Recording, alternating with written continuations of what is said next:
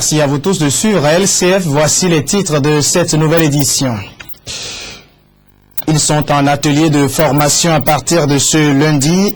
Ce sont les opérateurs économiques. Pendant 15 jours, ils seront outillés sur les présentations des soumissions et l'exécution des marchés publics, une initiative de l'ARMP.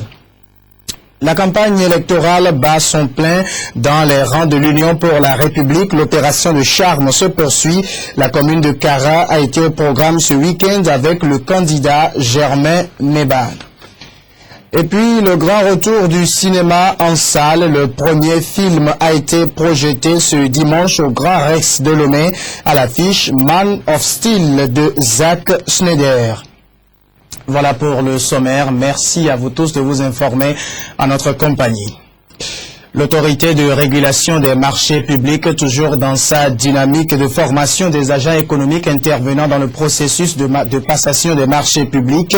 Ce lundi matin, elle a initié un atelier de formation à l'endroit des opérateurs économiques. La formation qui va se couvrir jusqu'au 30 juillet prochain porte sur la présentation des soumissions et exécution des marchés publics. Rachel Mohamadou. L'autorité de régulation des marchés publics, ARMP, continue sa formation des acteurs impliqués dans la chaîne de passation des marchés publics. Après les cadres de l'administration, c'est au tour des opérateurs économiques de bénéficier d'une formation sur comment exécuter la commande publique. Le besoin se faisant pressant, tant les acteurs du secteur privé togolais avaient maille à partir avec les réglementations et les procédures. Depuis le début des activités de l'ARMP, nous avons eu à former plusieurs cadres de l'administration. Donc il est important qu'on puisse aussi renforcer les capacités du secteur privé aussi, parce que nous avons noté quelques défaillances. Premièrement, quand nous prenons les statistiques au niveau des recours enregistrés en 2012, sur les 47, on a seulement 14 fondés. Le reste, on a noté quelques problèmes. Il y a d'autres qui ne sont pas fondés, d'autres c'est irrecevable parce que le candidat a exercé son recours en retard. Donc ceci prouve que le secteur privé n'a pas la maîtrise de la réglementation. Et deuxièmement, il faut noter que les opérateurs économiques font usage du faux dans les soumissions. Donc ce qui amène le CRD à prendre des sanctions à l'encontre de ces derniers. C'est pas bien, donc c'est pourquoi la RMP dit non, il y a un problème, il faut renforcer les capacités des acteurs de ce secteur. Pendant les 2 semaines de formation, les opérateurs économiques togolais vont voir leurs capacités renforcées dans la maîtrise des techniques de présentation des dossiers de soumission et des documents d'appel à concurrence, ainsi que dans l'exécution des marchés publics. Les objectifs pédagogiques de la formation, c'est tout simplement aider les opérateurs économiques à bien faire une offre de service. Ce qu'on va faire, c'est décortiquer les dossiers d'appel d'offres, voir pièce par pièce comment on remplit une offre, comment on répond à une offre, pour pouvoir éviter d'être exclu dans les dossiers d'appel d'offres. Et puis aussi, comment faire un recours. Donc ça aussi, on va insister sur cet aspect. Comment faire le recours pour pouvoir avoir des chances de succès. La formation enclenchée ce lundi se veut pratique, ceci afin d'inculquer les bons réflexes aux opérateurs, afin que ceux-ci puissent réagir promptement au marché public et bien rédiger leurs offres. Autre activité de renforcement de capacité, mais qui concerne cette fois le secteur de la santé.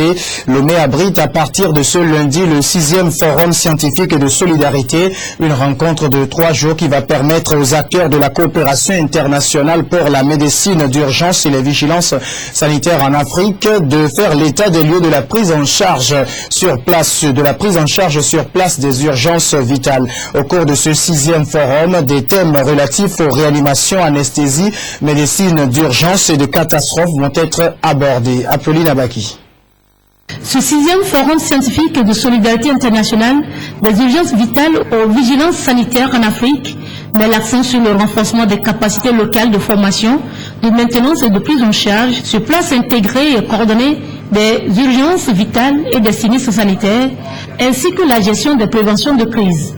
Prennent part à cette rencontre de Lomé les acteurs et partenaires sanitaires. Organisé par la coopération internationale pour la médecine d'urgence en Afrique, ce 6e forum se veut une intégration sanitaire dans une dynamique régionale de mutualisation et d'harmonisation en ressources matérielles. On est en mesure de décentraliser la prise en charge des urgences vitales de telle façon que certains de ces accidentés soient correctement pris en charge dans des centres et relais intermédiaires, qu'ils soient de deuxième degré ou premier degré, mais au moins la prise en charge initiale par des petits centres qui doivent être à proximité de l'axe routier international de Lomé jusqu'à Saint-Cassé. Ça permet d'apporter vraiment très rapidement les petits secours. Donc, en fait, ces petits relais, on est en mesure de trier les gens qui peuvent être conditionnés tout de suite sur place, pris en charge sur place, ou bien quels sont ceux qu'on peut éventuellement évacuer sur Lomé, mais après une bonne phase de stabilisation, parce que quelqu'un qui n'est pas bien stabilisé, on ne peut pas le transporter, il va mourir. Pour ce faire, ces journées de réflexion permettent de faire un état de lieu sanitaire. Plusieurs sujets seront abordés durant 3 jours de ce forum, sous forme d'ateliers, de tables rondes, de symposiums, de recommandations scientifiques, portant aussi bien sur la qualité des soins que sur les aspects organisationnels. Ceci pour mettre fin aux décès dans les services d'urgence. La page électorale de cette édition à présent avec l'Union des forces de changement. Les différents candidats continuent d'aller à la conquête de l'électorat. La circonscription électorale de Vaud a reçu ce dimanche la visite des 6 candidats de la liste UFC Vaud, conduits par la tête de liste François Agbeviade Galé. Ces 6 candidats sont allés à Badoubé et Vaughan pour appeler les populations à faire confiance à leur liste. Ugatipo. Badoubé et Vaughan, 2 localités visitées par les 6 candidats de la liste UFC Vaud. Et comme à chacune de leurs sorties, la faveur populaire était au rendez-vous.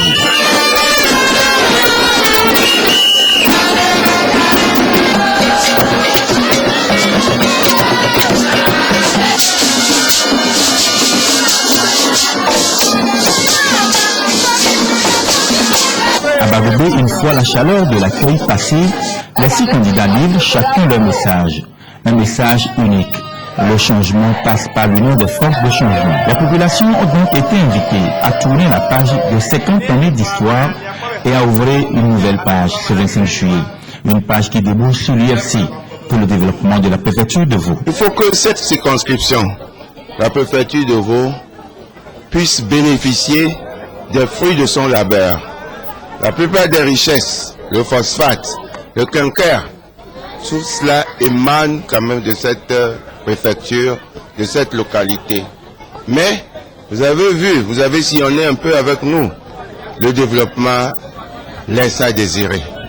Il faudrait que nous nous ressaisissions et avec l'UFC, une fois au pouvoir, ou en collaboration avec nos partenaires, nous puissions faire en sorte que cette préfecture devienne une entité viable. À Vaughan, la rencontre entre candidats et population s'est ouverte par la finale du tournoi de football dénommé Tournoi de l'Amitié et qui était ouvert depuis le 6 juillet. Ce tournoi qui a rassemblé surtout la jeunesse a permis aux 6 candidats de mesurer les attentes des jeunes. La jeunesse, elle a besoin de développement, elle a besoin d'industrialisation, elle a besoin d'usines pour pouvoir être embauchée. Il faut quand même des emplois. Et l'emploi, ça ne peut se créer qu'à partir des infrastructures, ça ne peut se créer qu'à partir des ressources naturelles du pays, de leur développement, de leur transformation. L'UFC garantit cela, je peux vous le dire. Les jeunes de Vaud croient en ce message et ont déjà fait leur choix. Je suis prêt à donner ma voix à l'UFC. Aujourd'hui, la jeune de Vaud doit accompagner l'UFC parce que l'UFC est un grand parti. Donc la jeune de Vaud est prêt à accompagner l'UFC. Commencé dans la faveur populaire, c'est dans cette même faveur que la rencontre s'est achevée dans les 2 localités visitées. D'un parti à un autre et d'une circonscription électorale à une autre, le parti Union pour la République dans la COSA est également déterminé. Le candidat Germain Meba a également rendu visite à quelques zones de la circonscription de la commune de Kara. L'objectif pour lui est également le même, inviter les populations à faire confiance à la liste Unir le 25 juillet prochain. Alfred Mindissa, Inès Assiblé.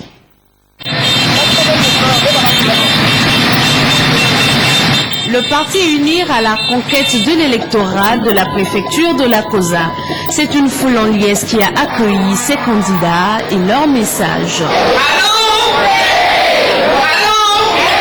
Le candidat Meba Germain a lui déployé de grands moyens pour séduire l'électorat de la commune de Kara. Son programme, la prise en charge de la jeunesse, un sujet d'actualité. C'est une impression de joie intense, de fierté, parce que nous avons constaté que les militants d'Unir étaient mobilisés. J'ai pu partager avec eux mon programme, qui est un programme basé sur les jeunes.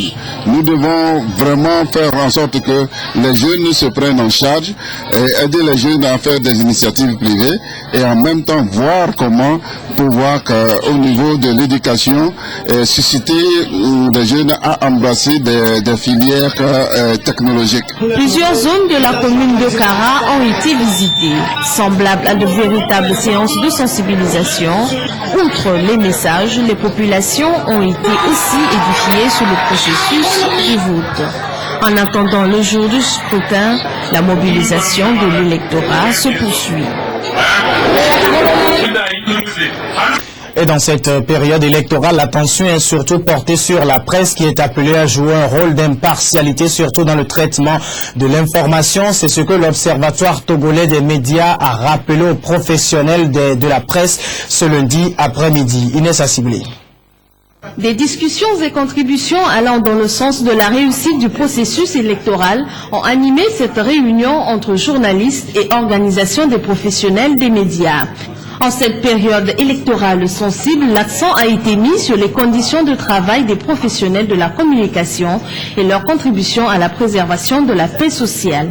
Au terme des discussions, une déclaration intitulée Appel de Lomé a été lue. Pour une couverture responsable des élections législatives 2013, l'OTM recommande aux confrères journalistes de retenir essentiellement et impérativement les 8 principes clés ci-après. Respecter strictement les règles de la confraternité. Se documenter davantage sur le processus électoral. Relater les faits en temps utile. Vérifier ces informations. Être vigilant dans la collecte, le traitement et la diffusion des informations. Présenter les projets des différents candidats. Éviter de se muer en porte-parole des candidats ou militants des partis politiques. Donner la parole à tous les partis ainsi qu'aux électeurs tout en restant neutre et en évitant les manipulations. Cette rencontre est une initiative de l'Observatoire togolais des médias, l'organe d'autorégulation. Il invite tous les médias à prendre conscience du rôle qu'ils jouent dans la réussite des élections législatives prochaines. Retour à Kara pour parler d'un événement qui n'a rien à voir avec la politique, mais qui certainement va contribuer à apaiser le climat politique en ces périodes électorales. Compassion, groupe de réveil et l'unité des chrétiens évangéliques de Kara se sont retrouvés pour une grande séance de prière, de délivrance et de guérison. C'était ce dimanche au Palais des Congrès de Kara. L'événement a réuni un grand nombre de chrétiens. On retrouve Alfred Mindissa, toujours avec Inès Assiblé. C'est une croisade de prière qui a été organisée pour l'unité du Togo et des foyers. Au Palais des Congrès de Kara, Compassion Groupe du Réveil, en collaboration avec l'unité des leaders évangéliques de Kara, ont rassemblé les fidèles pour une séance d'évangélisation, une manière de raviver la flamme de la foi chrétienne de cette population. Cette croisade de prière a été l'occasion de délivrance pour nombre de fidèles.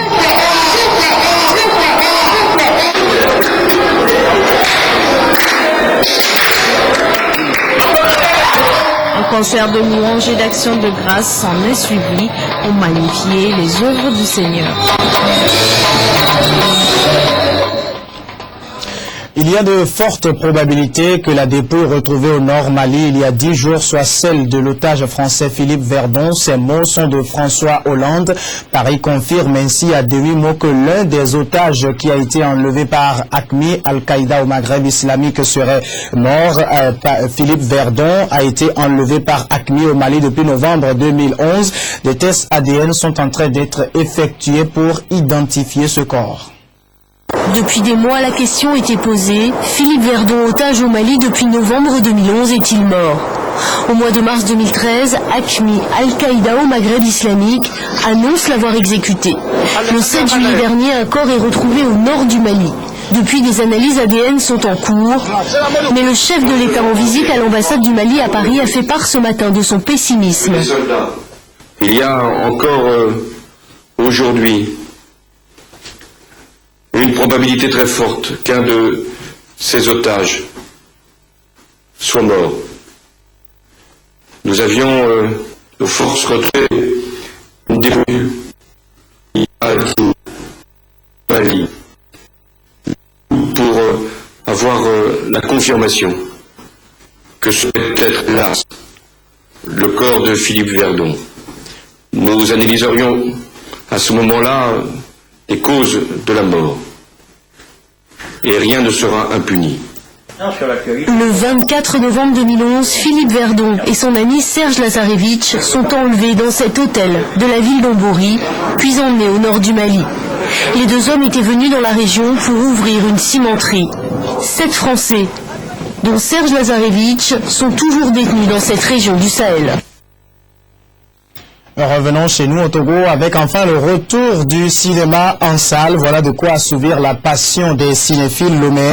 Ce dimanche, la première projection de film a eu lieu au Grand Rex de Lomé avec à l'affiche Man of Steel. Hugues Atipo, grand amateur de films, nous raconte cette première projection. En famille, entre amis, les cinéphiles n'ont pas raté l'occasion de découvrir le film Man of Steel.